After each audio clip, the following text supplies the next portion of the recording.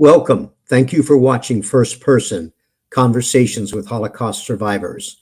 I'm Bill Benson, and I have hosted First Person since it began at the museum in 2000. We are in our 25th year. Each month, we share firsthand accounts of survival during the Holocaust. Each of our first person guests serves as a volunteer at the museum. Holocaust survivors are Jews who experienced the persecution and survived the mass murder that was carried out by the Nazis and their collaborators. This included those who were in concentration camps, killing centers, ghettos, and prisons, as well as refugees or those in hiding. Holocaust survivors also include people who did not self-identify as Jewish, but were categorized as such by the perpetrators. During our program, please send us your questions and let us know where you are joining from in the live chat. We are honored to have Holocaust survivor Susan Warsinger share her firsthand account of survival with us. Susan, thank you for joining us and for agreeing to be our first person. Thank you so much for having me. It's a pleasure to be with you, Bill. Thank you so much, Susan. Susan may look familiar to some of you watching because she was recently featured in the PBS documentary, The U.S. and the Holocaust, directed by Ken Burns, Lynn Novick, and Sarah Botstein. The film was inspired by the museum's own exhibition on display now, Americans and the Holocaust. Susan, you have so much to share with us in a short time. We'll start. You were born May 27th, 1929 in Bad Kreuznach, Germany, just a few years before Adolf Hitler was appointed Chancellor of Germany. Please tell us about your hometown before the Nazis came to power. Bad Kreuznach is a small town not too far from Frankfurt. It is a nice town, a town where German citizens come to for their vacations and come to relax. It is a small town with mountains all around where grapes are growing, mostly Riesling grapes, and they make very good wine. And there's a beautiful river that goes through the town, and it is called the Nahe, which is a tributary of the Rhine wine, of the Rhine River. It is a very wonderful place to take a vacation. Susan, tell us about your parents, Israel and Annie Hilsenrath. Yeah, that's them, my father and my mother, and my father's holding my brother Joe, and my mother's holding me, and we were living very happily in a very nice house in Germany when Hitler came to power. And all of a sudden, all of that changed. My father had a wonderful store. He had a store where he sold linens, and many people came into his business. And all of a sudden, he didn't have any more customers because the Nazis boycotted his store. And of course, if you don't have any more customers, you can't make a living. And my father had to close the store. He had to give it up. And that's the very first thing that I remember when Hitler first came into power in 1933.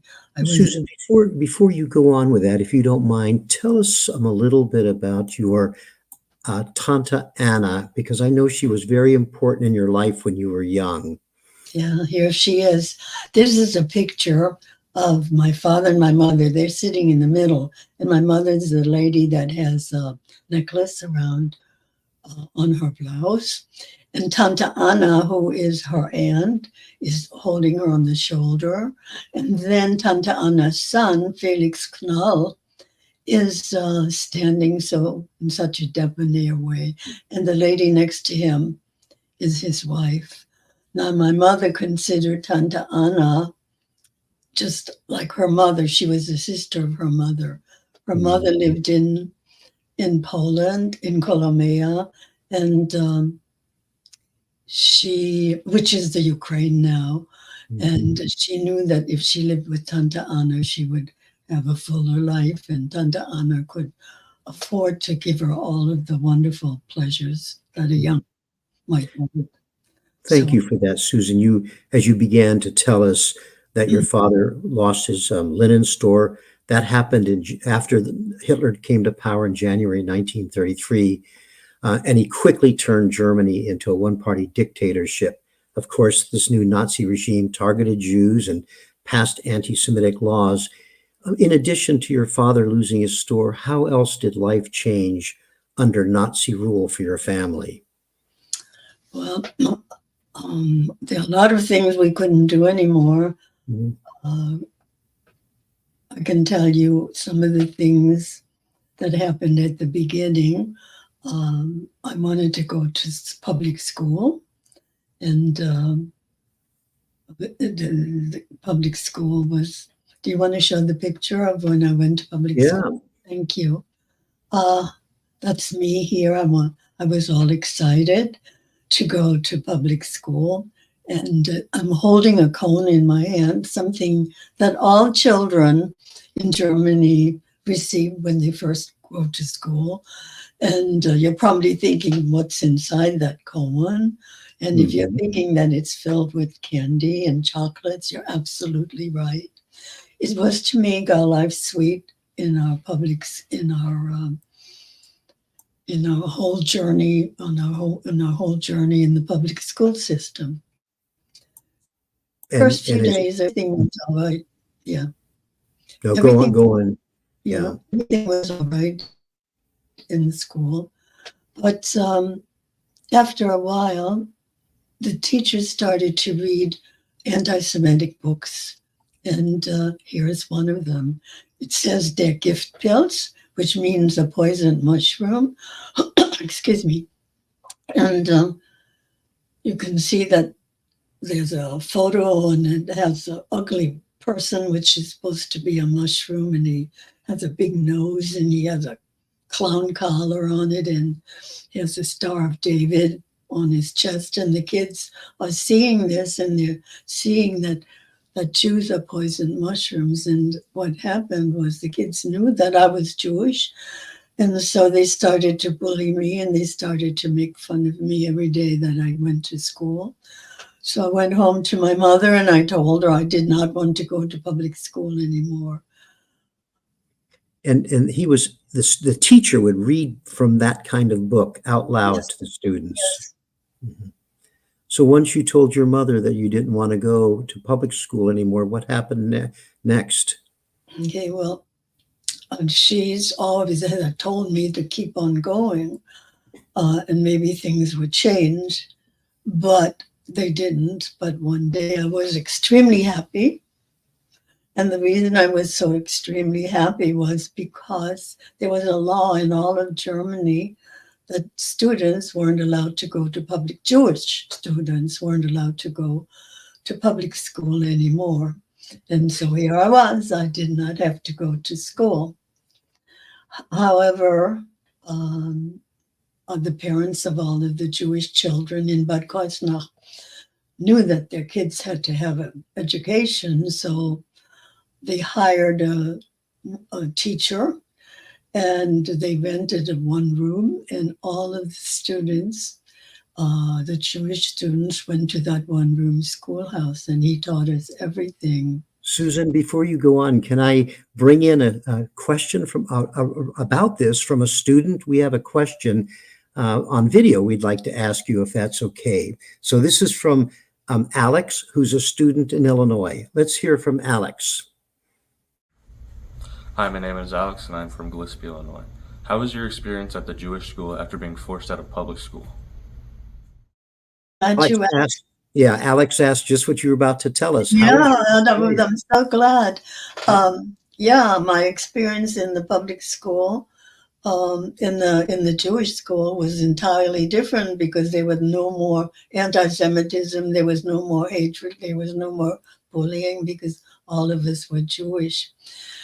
However, the teacher had to teach us all of the subjects. On this picture, you can see the teacher is the one that's writing on a piece of paper in the middle. That's the one.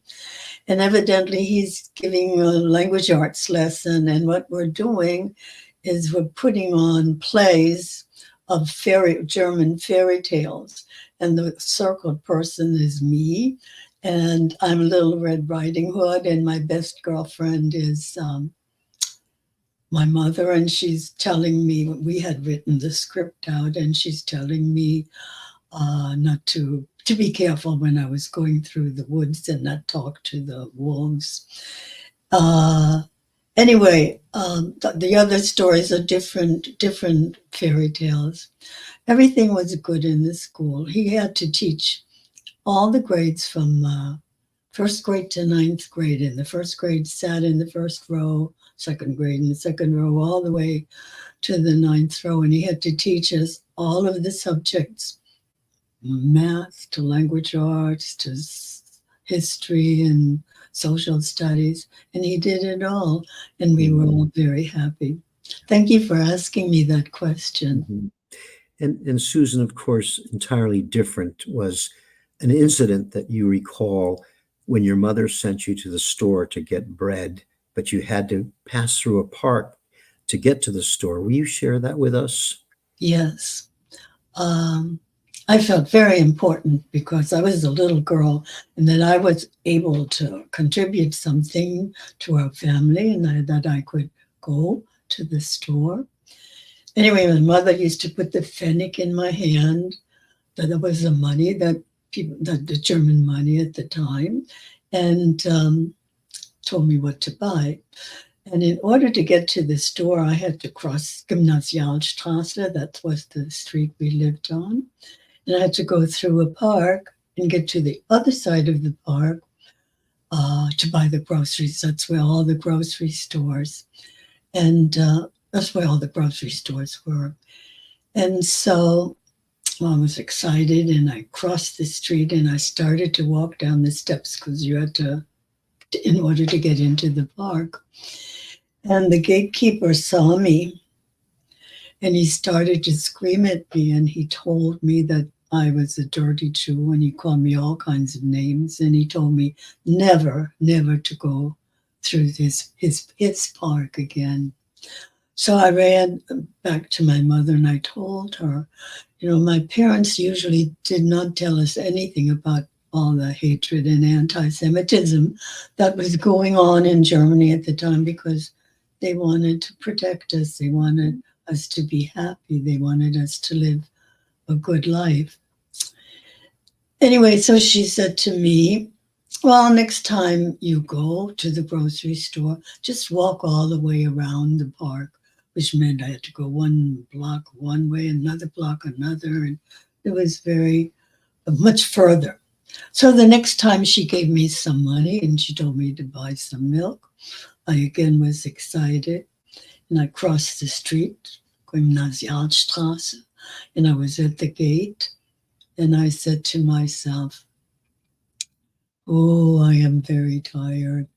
I don't want to go all the way around the park and walk all those blocks. So I guess you can figure out what I did, and you're right. I went down the steps, and of course the gatekeeper came. And not only did he scream at me and yell all those things, he started to throw rocks at me. And the worst part of this story is that his daughter, who was not much older than I was, she heard her father and saw her father throwing those rocks. And since he was her role model, she thought she would have to do the same thing.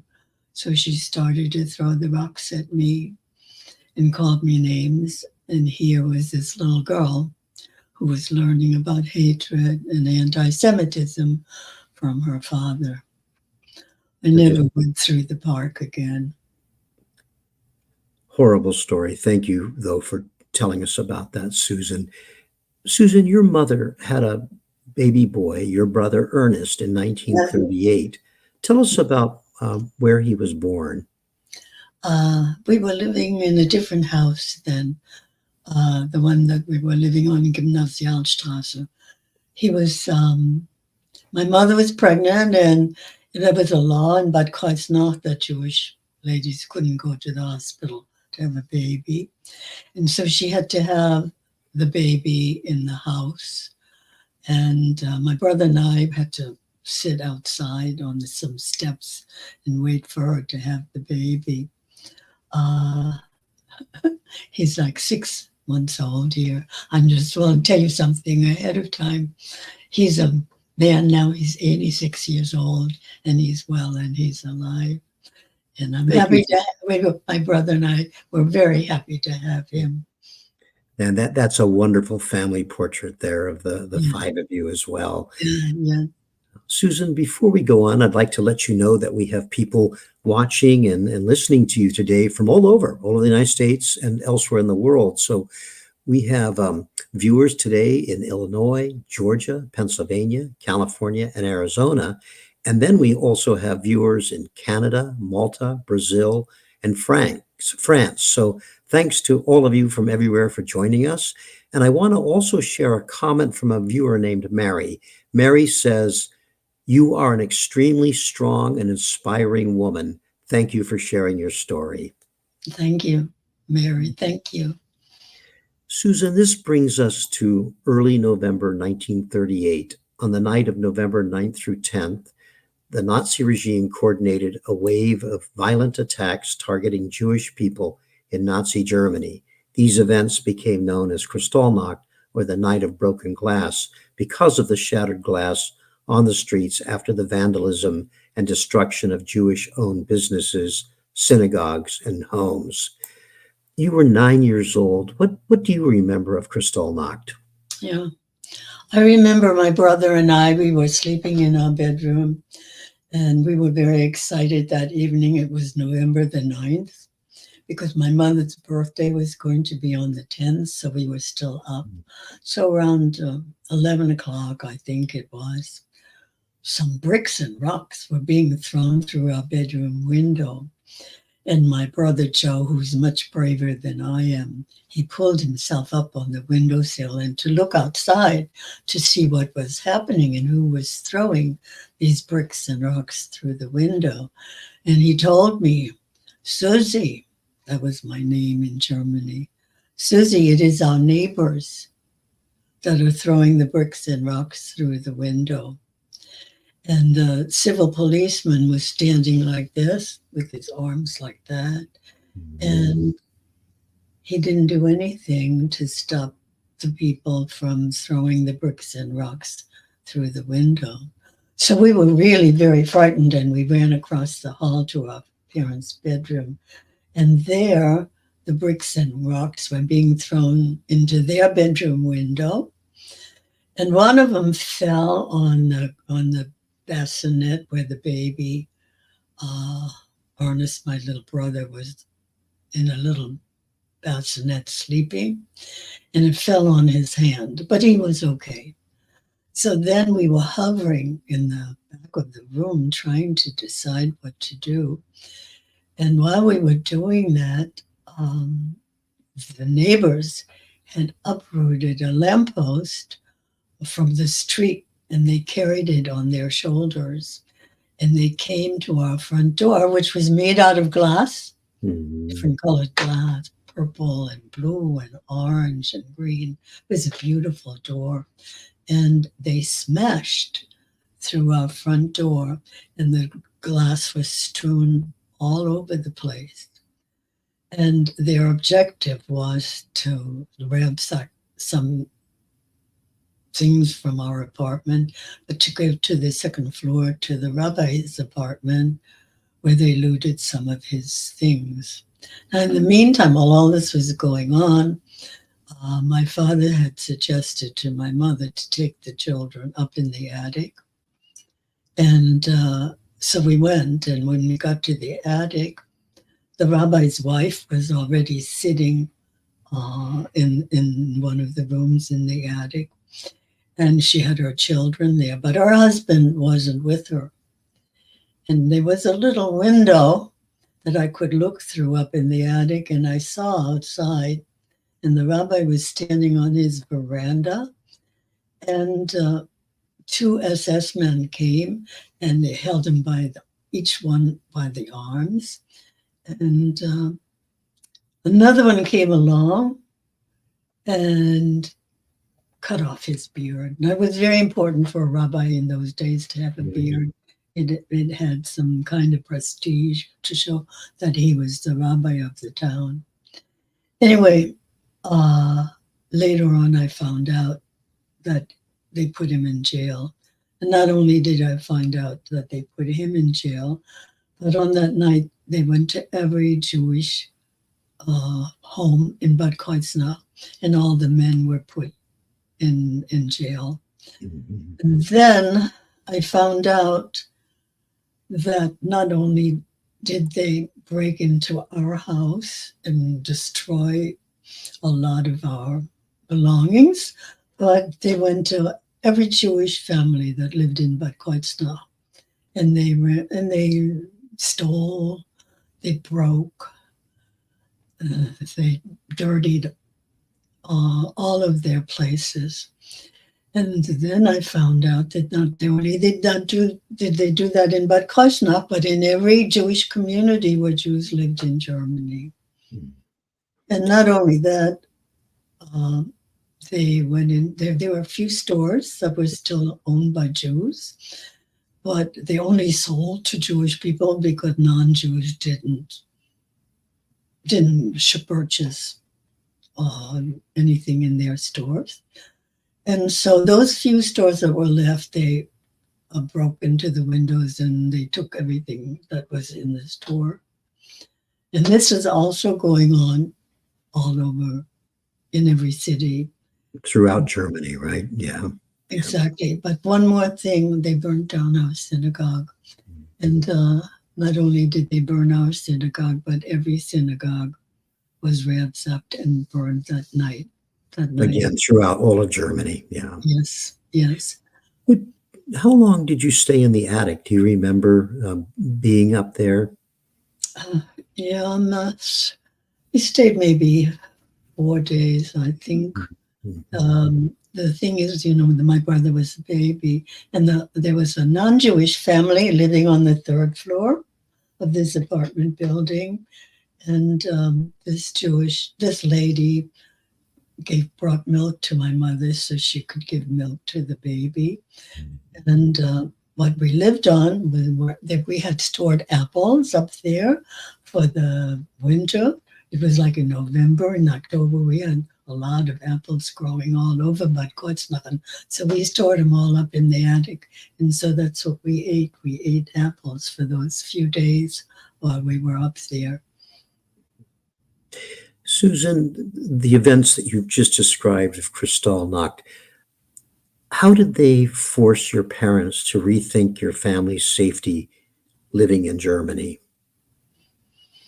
Well, before Kristallnacht, very similar to most of the population in Germany, my mother always wanted to leave and come to the United States. And my father always thought that maybe Hitler was going to blow over and things are going to turn out all right and he would get his store back. But after the night of the broken glass, my parents knew that they had to get out of Germany. They knew, just like all the Jewish families that had thought that maybe things would turn better, they knew that something more horrible was coming. So then they all decided they needed to get out. And my father knew exactly that we had to get out. Do you want me to tell you what? Yeah, he was able to arrange for you and your brother, Joseph, to be taken out of Germany. What do you know about how he was able to make those arrangements? Okay, so the thing is, you're absolutely right about that. People we tried to get our family to the United States, but the United States had a quota, and the quota was very long. And then besides being up on the quota, you had to have somebody in the United States to sponsor you, and they would have to have a lot of money that they would say to the country, we will take care of them and they will not be a burden to the economy in the United States. So we were not able to get the affidavits to come. So my father wanted to find any kind of way to get out, and the only way we could get out is that he thought he could save his children, and that was my brother and me, my brother Joe, not the baby. There was a lady who was smuggling children across the border, but Cosnot wasn't too far from France, across the border into France, and she was going to take us to Paris. And so he gave her all the money that he had still saved so that she would take us safely across the border. And Susan, when that decision was made, it meant, though, that your parents and your baby brother Ernest remained in Germany. And I know anybody listening is just trying, and I know you've thought about this so many times, to imagine what it was like for your parents to send two of their children to a foreign country in the hands of a stranger. Tell us about an incident that you recall as you were crossing the border into France with this lady. Yeah, first of all, I want to tell you, I think my parents were very brave. Yes. And they're very brave, and they must have felt terrible. My mother especially, because I know I have 3 daughters of my own, and the idea of sending them away from me and not knowing if I was ever going to see them again is unbelievable to me. So she must have really suffered a lot, but she didn't. She pretended that we were getting together again and everything was going to be all right. Mm-hmm. So I thank my parents for what they did. Anyway, so we went on the separation. I don't remember it too well because I think I put it so far in the back of my head because I don't want to remember it. But I do remember getting on the train, and they had told me that I had to be very quiet because we were supposed to be the children of the lady that was smuggling us across the border. And she was French, and so we were supposed to be French children. And they said that if when the border police or the Germans came, and then the French came to talk to us, we should pretend that we were asleep, because that we didn't want them to find out that we didn't know how to speak any French. So I remember vaguely that they came, and I was sleeping, pretending to sleep in there, and she must have told them that we were her children.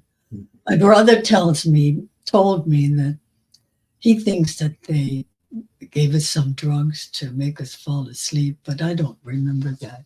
But that's what he remembers. Sometimes he remembers things differently than I do, but in the long run, most of it was the same. Anyway, we got across the border safely. And you got to, and then once you were across safely, then you arrived in Paris. Tell us what awaited you in Paris. What did you do once you got to Paris? Yeah, well, my father had a 3rd cousin who was living in an apartment in La Place de la Vendôme, and he was young. And so we stayed with him for a couple of weeks, but he was a young man, and he couldn't take care of us. So there was this organization called the OSE, who helped children from all over the world in France. They found places for them to stay. So they found a place for my brother and me to stay in some 2 ladies' house, and they took care of. It was like a foster home, and they were taking care of maybe 10 or 15 children, and we lived in their house, and we went to school there, and we were safe. Yeah. And of course, all that would change, Susan, in May 1940 when Germany invaded France, and you, your brother, and the other children in this children's home that you were in along with hundreds of thousands of others, fled the Paris area. Tell us what you can about leaving Paris and where you ended up. Um, we were somehow in Paris when the German army invaded Paris, and it was chaos. Everybody was scared. And most everybody was frightened of the Boche, and they wanted to get out of Paris. Some people collaborated with the German army, but most everybody wanted to leave. And somehow or other, some nuns got a hold of my brother and me. I don't remember the details, but many people wanted just to get out of Paris. Some of them wanted to go south where it was going to be safe. And some people went west. Now, the closest town that is west of Paris is Versailles. And so a lot of people went to Versailles. They walked, they took the bus, they went in cars, they rode on bicycles. Some of them went on a horse just to get out of Paris. Any way possible, yeah. Yes, exactly. Yeah. And so we finally arrived in Versailles, and what's the biggest house in Versailles? Of course, it's the palace. And so all of us ended up near the palace, and the mayor came, and he knew that he had to put us up in that palace. And so, of course, the biggest place in the palace was the Hall of Mirrors. And here it is. This is what it looks like. What it looked like then, but it doesn't look like that anymore. Now it's back. It has chandeliers hanging from the ceiling, chandeliers from all of the sides, and beautiful colors of gold and red and silver. But here it looked like this because evidently the people that were taking care of the Hall of Mirrors took all of those beautiful chandeliers and put them in the basement so the German army wouldn't steal them. So anyway, what the mayor told us to do, he had some people give us burlap sacks, and the burlap sacks, we took them to this big pile of hay at the edge of the beautiful gardens in the garden of the palace, and we all filled our bags and filled them with hay, and they gave us a little string, and we tied up the burlap bag, and we had a mattress, and so we all carried it, and can you show the Hall of Mirrors one more time? Is it possible? Yeah, there it is. Okay, so can you see on the wall, each one of the mattresses was against the wall, and we had a place to sleep in the palace. Just trying to picture that covered with burlap sacks and Yeah. people, children and older people sleeping in there. Susan, while you were there at Versailles, you had really an extraordinary encounter with a Nazi officer outside of Versailles. Will you tell us about that? Yes. We were there for a few days, and of course, the German army didn't just stay in Paris. They went all over. In the first place they got to was Versailles. And so I heard them. I was inside of the palace when they came. It's like a caravan of cars and trucks and soldiers walking, and they're making a lot of noise. And so finally they got to the front of the palace, and they said they wanted to speak to the mayor. So somebody got the mayor. Now the mayor couldn't speak any German at all. And out of at the beginning of this big caravan, there was a car, and a high-ranking German officer came out. I don't remember what rank he was. He came out and he said, "I want to talk to the mayor." And so the mayor and the German officer got together, and the German officer didn't know how to speak any French. So somebody said, "Oh, there's a little girl in the palace, and she knows how to speak German." And of course, the little girl was me. And I was really very frightened because to go in front of a German officer, I thought that if he found out that I was Jewish, he would take me to Germany and punish me and do all kinds of terrible things to me. So anyway, they called me out and I went out. This was outside in front of the palace. And, that was sort of near his car. And so they talked to each other and I translated. And I don't remember what they said. However, at the end of the conversation, they were both satisfied, and the German officer turned to me and he said, "Hey, little girl, how come you know how to speak German so well?" And I said to him, "Well, I'm a French girl and I learned how to speak German in the French schools, and they're very good." And so he was very satisfied and he thanked me and then he went away. And I tell you, I was so happy. I had been so frightened. He was so tall. His boots were so high. I was really frightened, but it turned out okay. Susan, imagining how terrified you were, and yet you had the presence of mind to provide that response to him. I mean, that's a testament to just what a remarkable person you truly are. Yeah, thank you. Susan, at this time, southeastern France remained unoccupied by the Nazis. It was governed by a French collaborationist government known as Vichy France. You and your brother fled south. Where did you find shelter after you left Versailles? Yes, we did.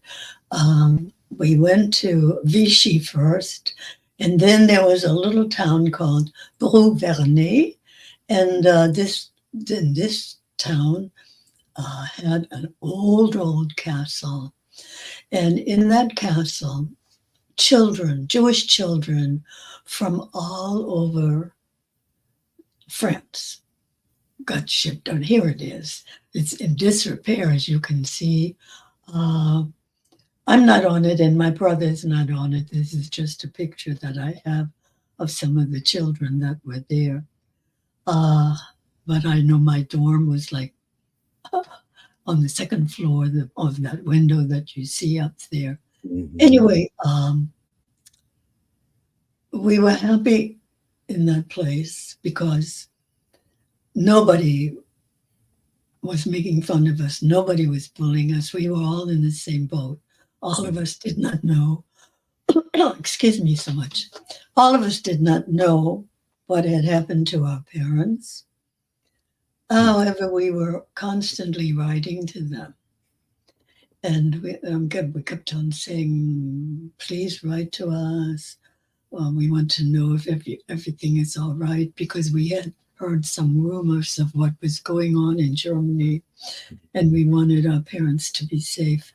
But we did not get much mail from them ever. Susan, I have a question for you about that time. This comes in on Instagram from Leonie, and Leonie's asking you how a typical day in France at that time in this home that you were in, what did a typical day look like for you and your brother? Yeah, I'm glad you asked that. Thank you. We went to school. We went to school in the little town. It was a village. And the public school that was there, the people of the town didn't want us to go to them because they didn't want us to mix with their children, which was really a shame because we had been cosmopolitan. We came from big cities. We could have taught the farmers' children some of the things that we knew, and they could have taught us some of the things that they knew about farming. But even at that time, they didn't want us to go to school with them. However, they got a French teacher, and they rented a one-room schoolhouse again, and we all went to that schoolhouse, and we learned, and we continued to learn how to speak French and how to write French and how to make dictation and how to spell things. And so we were very happy going to school. And but we didn't go to school on Thursdays because on Thursday at that time, and I don't know if they still do it, the school is closed on Thursday, but it's open on Saturday. Mhm. And so we went to school on Saturday, but all of us were Orthodox, very strictly Orthodox. And on Saturday, you're not supposed to go to school. And we walked to school, but teacher was very understanding. And we didn't have to write anything because you're not supposed to write on the Sabbath. And we did everything. We could read and we could talk and we could learn verbally. And so I remember how understanding he was. Mhm. It was very Orthodox. We had all kosher food and we kept all of the traditions of Judaism. Mhm. And we were very happy there, except we didn't hear from our parents. Susan, another question along those lines is from another viewer named Mitzi. And Mitzi asks, what helped to give you strength on a daily basis to carry on? Oh, that is really a good question. I was like 9 and 10 years old at the time. What gave me strength? I guess the idea that one of these days I would get back together with my parents. What gave me strength was also all of the children. We supported each other. Oh, can I tell you a story about a birthday party? I was hoping you would.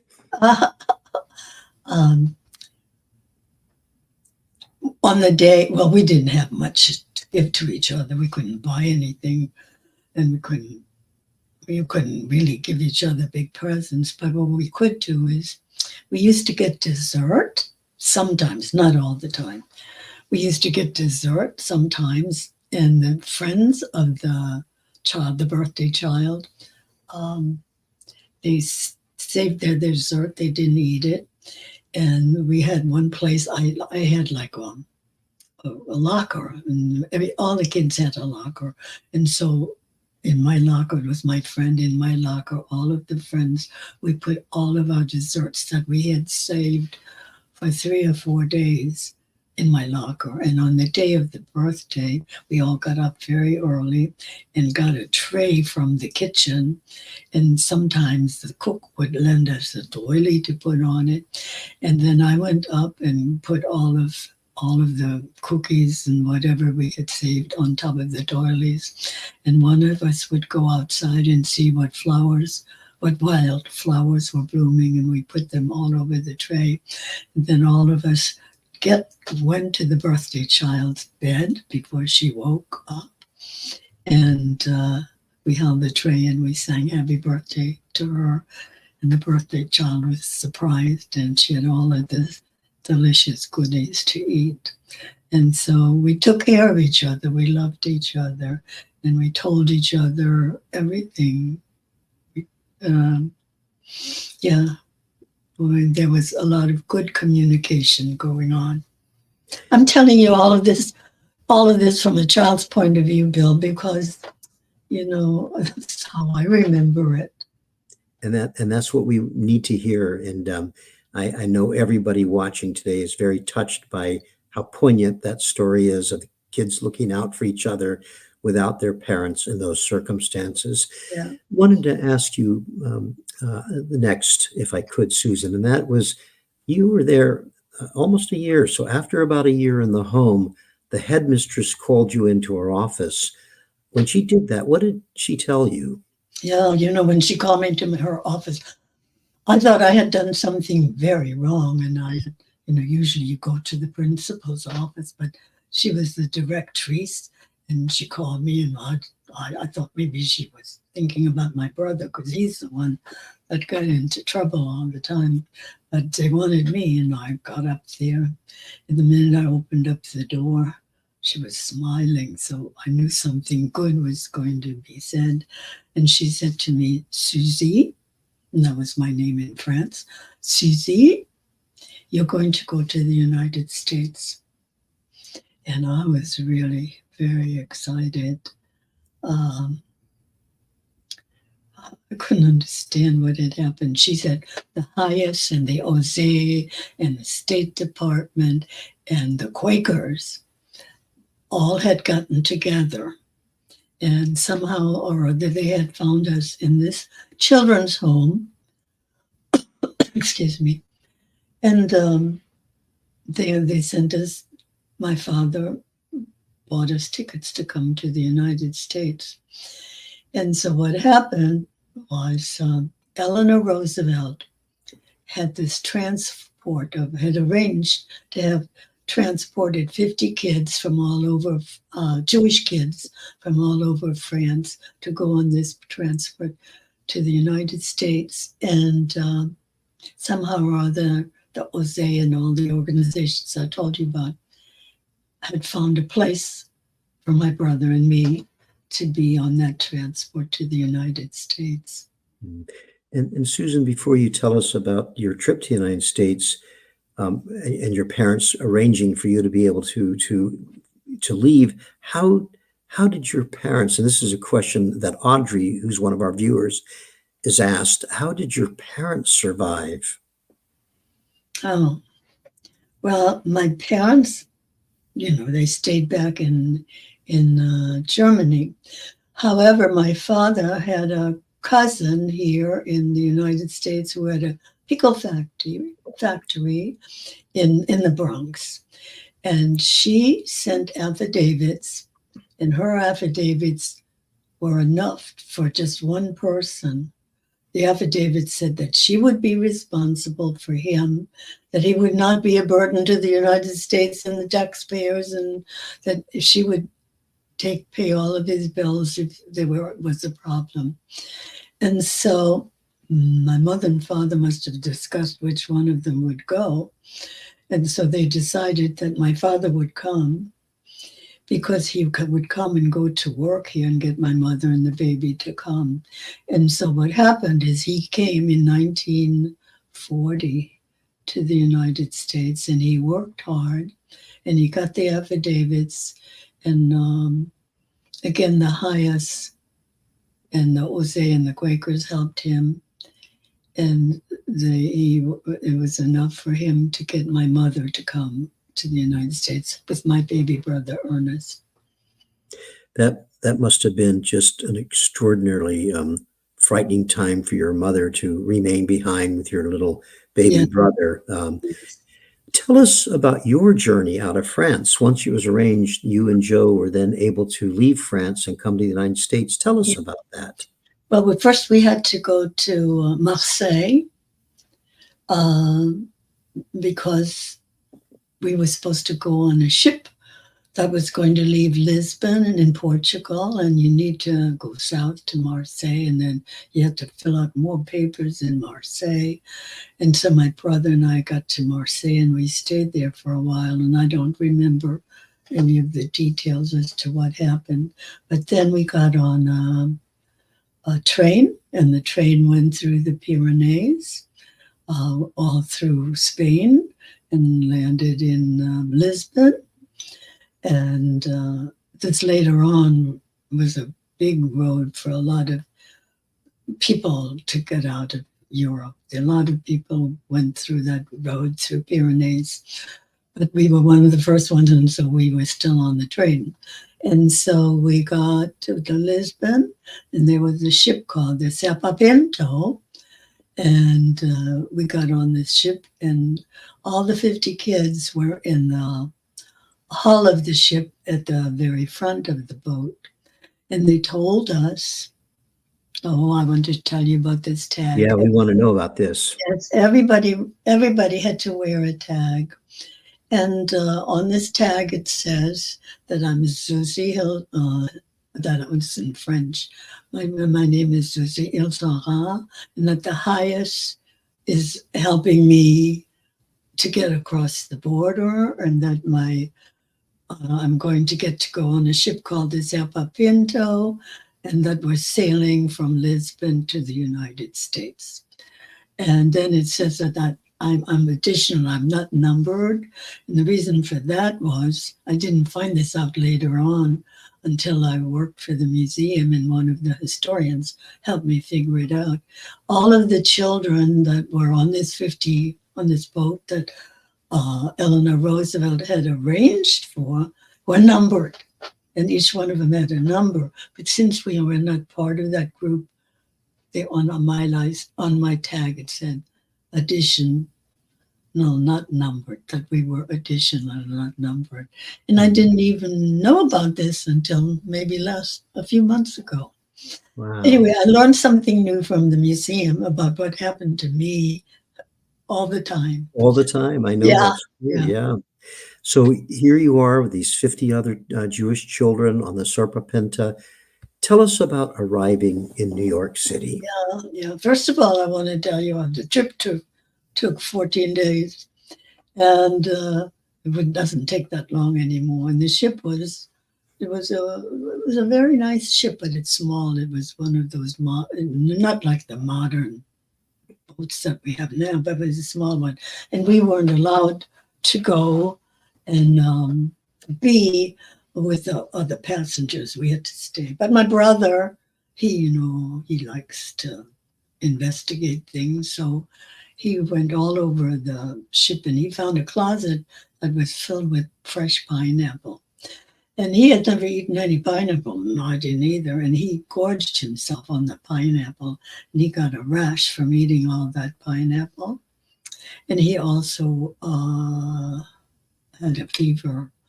So anyway, it's 14 days are up, and then tell all the children that the next morning we should all be on deck at the railing and look on the right-hand side of the boat, because we were going to pass by the Statue of Liberty.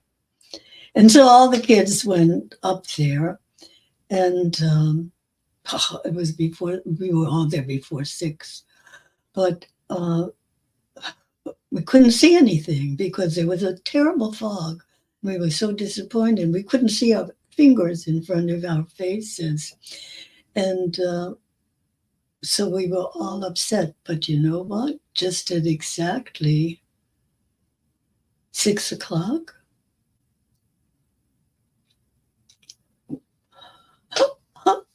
here it is. This is what we saw.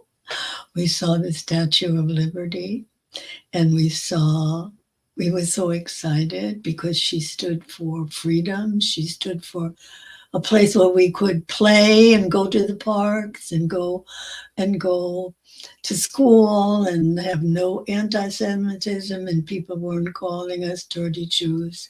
And of course, we knew we were going to see our parents. It was a very exciting moment in our life. However, you weren't able to get off the ship when it docked, right? Will you tell us in September 1941 why you had to stay on the ship? Yeah. Well, I told you my brother had a rash because he was eating all that pineapple, and he had a fever. All of the passengers got off the Serpapinta, and they said all the kids, the 50 kids, had to stay on the boat to have some kind of a medical person to check us out to see if we had any communicable diseases.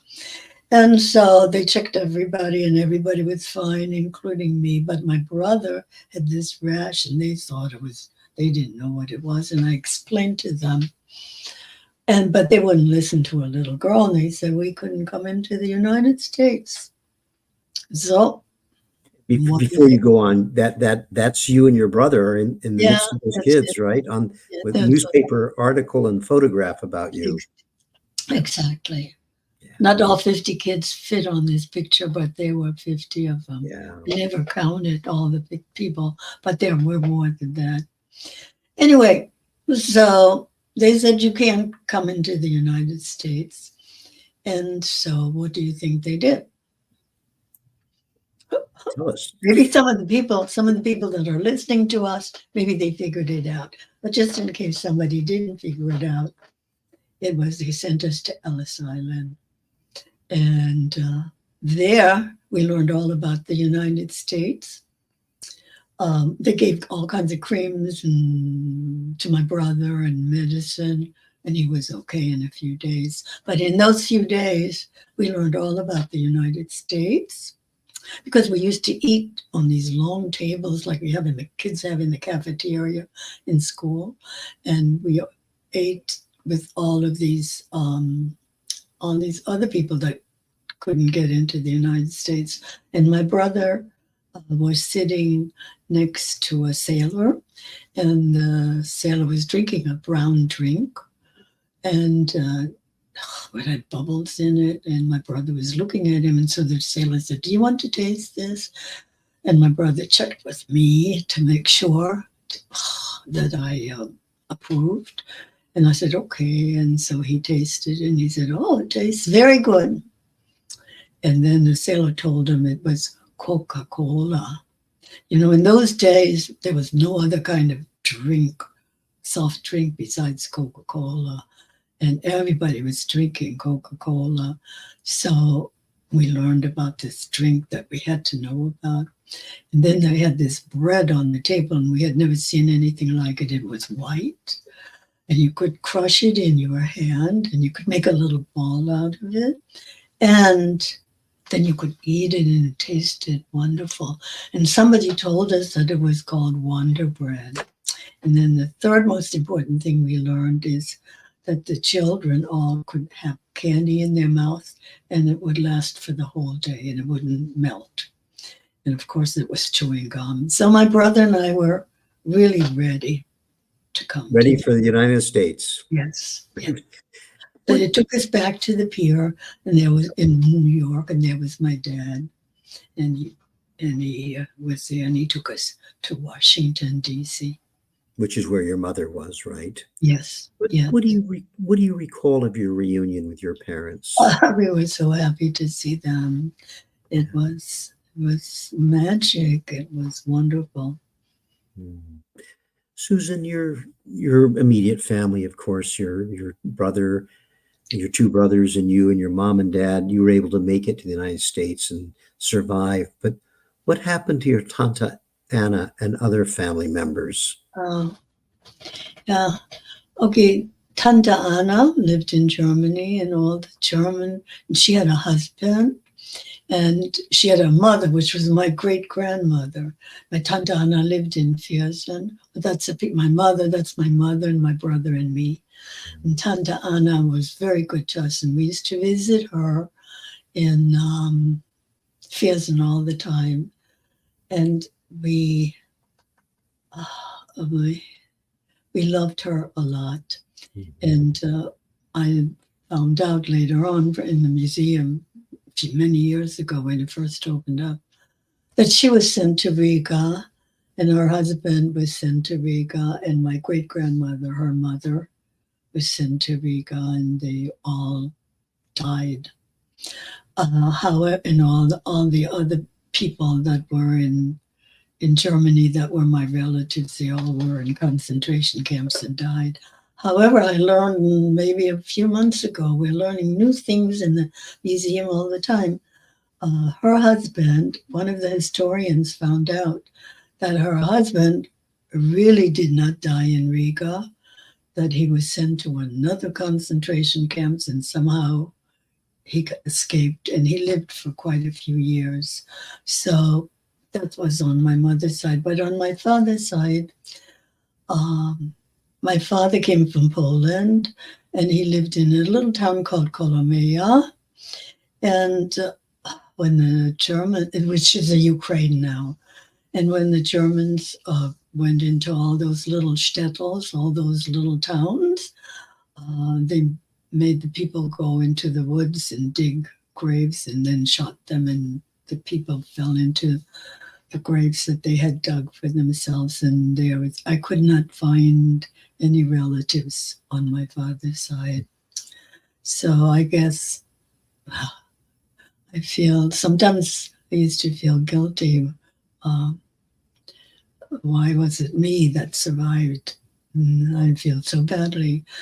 Also, why all these other people died, because I know if some of them had lived, because I can tell from my family who have contributed so much to the United States. All my grandchildren and children are doctors and scientists and teachers, and contributing a lot and working in the health field. They're contributing a lot. Can you imagine all of those people, their children, what they could have contributed if they hadn't been killed or murdered? Absolutely. Yeah. Susan, I do have one last question for you today, but before I do that, I want to share one last comment from our friend, Peter Garag, also a survivor who volunteers at our museum. He writes, "Every time I hear your story, Susan, I learn something new about your extraordinary life, and I am amazed by your strength to survive against all odds. Your friend, Peter from Budapest." Oh, hello, Peter. I'm so glad that you wrote in.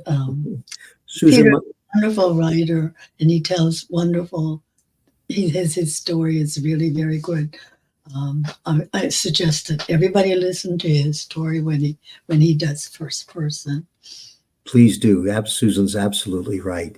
Yeah. My last question for you, Susan, is as we face a dangerous surge in anti-Semitism, please tell us why you feel it is important to share your firsthand account of the Holocaust and what people can learn from you doing that. Yeah. We have to remember what happened during the Holocaust. We cannot undo the atrocities of the past. We need to condemn hate crimes. We must never consider that anti-Semitism is normal. We must never consider that hatred of any group that is different from ours is normal. We learn from the Holocaust what hatred can lead to. We cannot ignore it. We have to take action to confront hate. All of us have the power to combat hatred, even though what we do seems so small, such a small action that we confront, that they all add up. We have to be sensitive to each other and take care of one another. Let us enjoy and celebrate what we have in common. Susan, thank you so much for your eloquent final words today and for every part of your program. We are so grateful that you continue to speak out and share your own account of what you and your family experienced during the Holocaust. Thank you so much. Thank you for having me, Bill. I'd like to take a moment to thank our donor. First Person is made possible through generous support from the Lewis Franklin Smith Foundation. And I would also like to invite you to join us again next month for another First Person program. Thank you for being with us today.